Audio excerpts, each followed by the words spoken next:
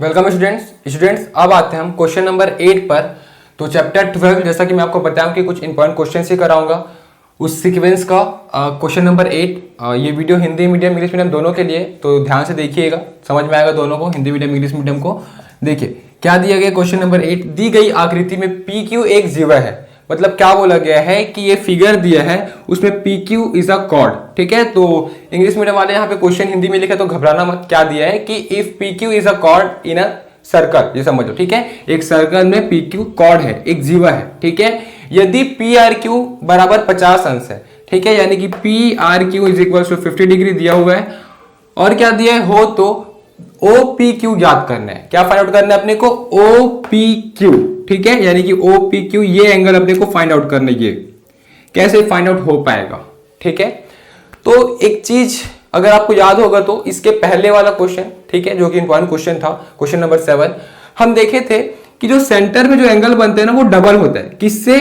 इस ऊपर वाले एंगल से। मतलब ये एंगल जितना भी होगा उससे डबल होगा। ये थ्योरम हम पिछले ही क्वेश्चन में देखे हैं, पिछले ही वीडियो में। ठीक है, तो ठीक है, हमको पी ओ पी क्यू ये एंगल फाइंड आउट करना है। चलो तो हम यहाँ पे लिखते हैं। सबसे पहले तो जो गिवन है उसको आप लोग लिख लेना कि गिवन दिया है angle P R Q is equal to 50 degree. To find, अपने को फाइंड क्या करना है, ज्ञात क्या करना है, O P Q equals to question mark. ठीक है, और जो गिवन दिया है P R Q equals to 50 degree.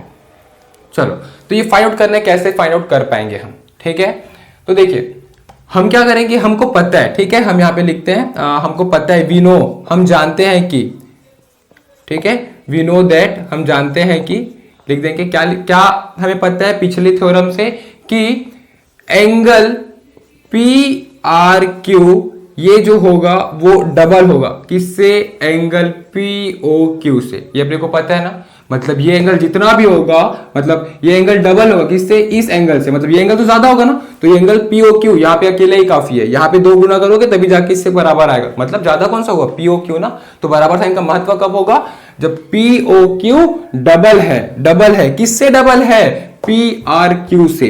तो ऐसा स्टेटमेंट हम लिखेंगे। क्लियर है? और हम ये पिछले ही थ्योरम से देखे, थ्योरम नंबर 7 था, है ना, क्वेश्चन नंबर 7 देखे थे। ठीक है, समझ में आ रहे ना? तो ये हमें पता है, तो अपने को फाइंड आउट क्या करना है, ओ पी क्यू।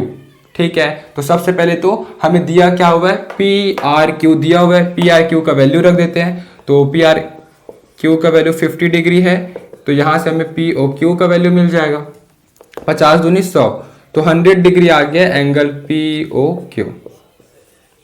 क्लियर है? तो पी ओ क्यू कितना आ गया? 100 डिग्री। और सही भी है क्योंकि 2 गुना है ना। देखो ये 50 है तो 100 है, अगर 100 होता तो 200 होता। क्लियर है? तो ये तो आ गया अपने पास। अब देखो अगर ये ट्रायंगल में ध्यान दे तो ओ पी क्यू में ये एंगल आपको दिया हुआ है, ये दोनों एंगल अपने को नहीं पता। तो ये तो एक ट्रायंगल बन गया, और अपने को पता है sum of all angles in a triangle. ठीक है ना, त्रिभुज के सभी क्या बोलते हैं उसे, कोण के योग हमें पता है कि 180 अंश होता है। तो वहां पे लिख देंगे। तो हम क्या लिखेंगे, from triangle O P Q, त्रिभुज ओ पी क्यू से क्या लिखेंगे हम, sum of all angle, sum of interior angle of triangle. ठीक है, क्या होगा, त्रिभुज के अंतः कोणों का योग, यही तो लिखेंगे ना। त्रिभुज के अंतः कोणों का योग कितना होता है, 180 अंश होता है। तो अंतः कोण क्या क्या है, सबसे पहले तो एंगल ये है, फिर ये है, फिर ये। ठीक है, तो इसको हम लेट सपोज x ले लेते हैं, तो इसको भी x ले लेते हैं। ठीक है, अब चलो यहाँ पे हम क्या लिखेंगे, त्रिभुज का पहला कोण क्या है, ये, तो पी ओ क्यू प्लस ये हो गया, फिर ये ओ क्यू पी, फिर तीसरा ये, यानी कि Q P O equals to 180 degree. इसको हम 100 डिग्री हमको मिला है, तो 100 डिग्री, इसको हम x मानकर चले, इसको भी x मानकर चले, तो ये क्या हो जाएगा, सम 180। ठीक है, तो 100 इधर जाके माइनस हो जाएगा, तो 180 माइनस 100, और इस तरफ x प्लस एक्स 2x, तो ये क्या हो जाएगा, 180 में अगर मैं 100 घटा दूंगा तो कितना बचेगा, 80 बचेगा। ठीक है, 180 में अगर 100 घटा दूंगा तो कितना बचेगा, 80 ना।